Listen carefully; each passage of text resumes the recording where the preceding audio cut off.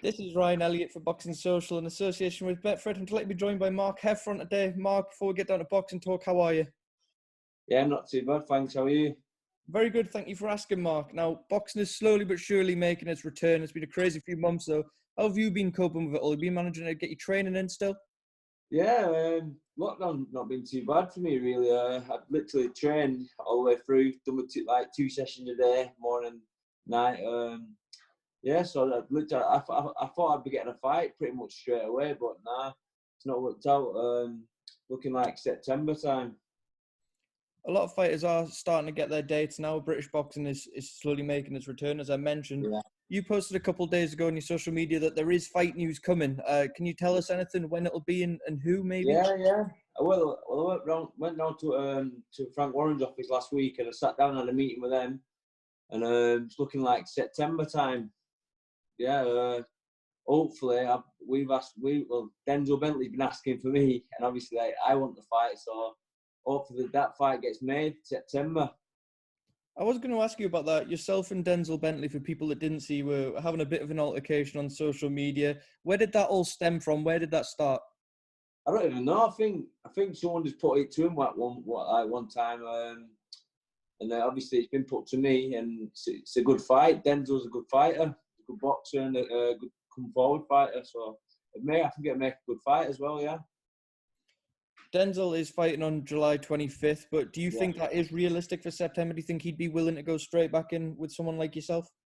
Well, I hope so, yes. I hope so.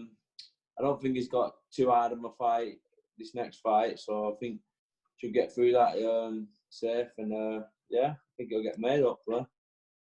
With that fight, how much have you seen of Denzel as a fighter, and what makes you so confident going into that fight as well?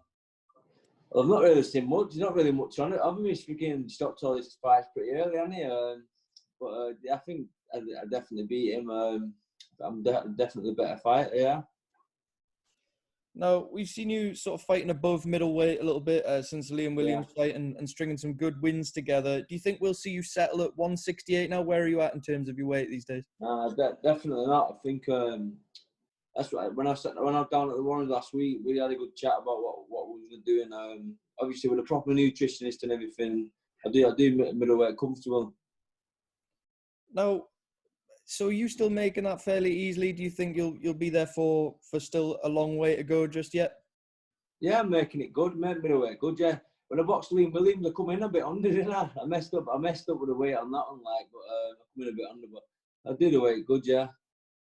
Now, as I mentioned, you've bounced back well since the Liam Williams fight. But to go back to the night, what were the main things you learned from that fight? What did you take from that, and how did you grow? The main thing from that night was the experience. It was the thing that on the night. I think I was zapped from what was going on when I walked out into the arena. Like, I don't know. It's I think just the experience. Like, yeah.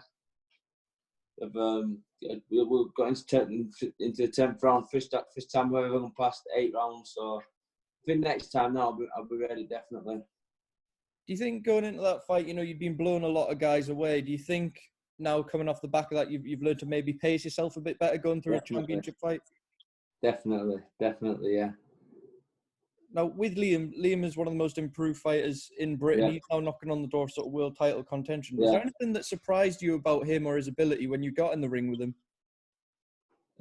Yeah. Well, I expected him to be stood in front of me, to be honest, but we had the totally wrong game plan for him. He just moved all night, didn't he? And I pretty much just chased him about. But yeah, he impressed me on the night, definitely. Now, with Liam, as I said, he's now knocking on the door of Demetrius Andrade. He wants that world title shot. He's also been calling out Chris Eubank Jr. Anyone at the top level that'll listen, from what you've seen of him and your experience with him, do you think he's ready for a world title shot now? Definitely, 100%. Yeah, Liam's a top fighter, one of the best I've been in with, and I've sparred with him since the fight as well. Right now, there's a lot of talk in and around your division of who's going to get the shot at Saul Alvarez, the shot at Canelo. Liam Williams is one of the people throwing his hat in the ring over the last few days. Jay Quigley's there. John Ryder wants to fight. Callum Smith wants to fight. In your opinion, Mark, which of the Brits has the best chance of beating Canelo if any of them were to get that fight? I think Callum Smith got think Callum Smith. Yeah, if any of them's going to beat him, it'll be Callum. But I think Joe Saunders is 100%. He's I've sparred with Billy Joe as well. He's a very, very tricky fighter. And if he turns up 100%, I think he'll cause Canelo a lot of problems with his movement. And yeah. Billy Joe, we thought before this whole lockdown, he'd be fighting him in May, be fighting Canelo in May. It all came to a standstill. He came out recently and said that he was ruling himself out of the Canelo fight at this time because they hadn't given him the notice. And he wanted full notice to be able to go in with someone like him and be able to give his all. Yeah. Do you sympathise with him in that situation? A lot of people saying he should have took the fight anyway, but should he settle for any less than 100%? It needs to be 100% for the Canelo fight, definitely. And I think with Billy Joe, he puts a bit of weight on him between camp, doesn't he? And I think he needs a full camp, needs to be 100% for that fight. And I think if Billy Joe turns up 100%, I think he has got a massive chance of beating Canelo.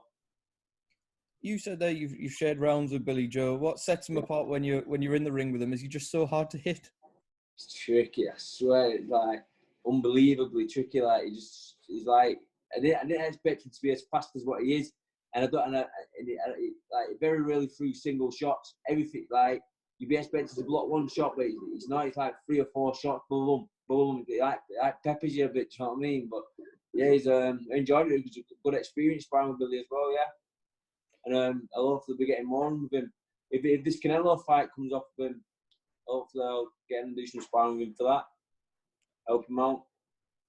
Now, Mark, just to go back to you, we're talking about you maybe facing Denzil Bentley behind closed doors. Is that something you've thought about, that fighting in the BT studios without fans, what that experience will be like? I think it'd just be like sparring. I don't know. Like I think I'm 100% up for it anyway. Do you know what I mean? It'd just be like sparring. Do you know what I mean? When I spar. To be honest, like I think it might be better for me. Like like when the crowd's there and you lose focus a bit. With the crowd. I think behind closed doors, I'd be able to focus a bit more. Like yeah. Now, in terms of the sort of coming 12 months for yourself, if you do get that September date and all as well there, what would the ideal 12 months be for Mark Heffron? Have you thought about where you'd like to be? Any belts or any names, anything like that? In the next 12 months? Yeah. Well, hopefully get this Denzil Bentley fight, win that, and then hopefully Liam Williams moves on. And then I fight for the British, and get that British title won. All right, Mark, I'm not going to keep you too much longer, mate. Thank you so much for taking the time to speak to me this morning. Is there anything you'd like to say to those supporting you and those looking forward to you getting back in the ring? A massive thanks to every single person that's supporting me, and a big thanks to all my sponsors that have stuck with me as well, and thank you for the interview. All right, Mark, thank you for taking the time to speak to Boxing Social. Best of luck. We'll catch you when you've got official fight news, okay? Yeah. Thank you very much, mate.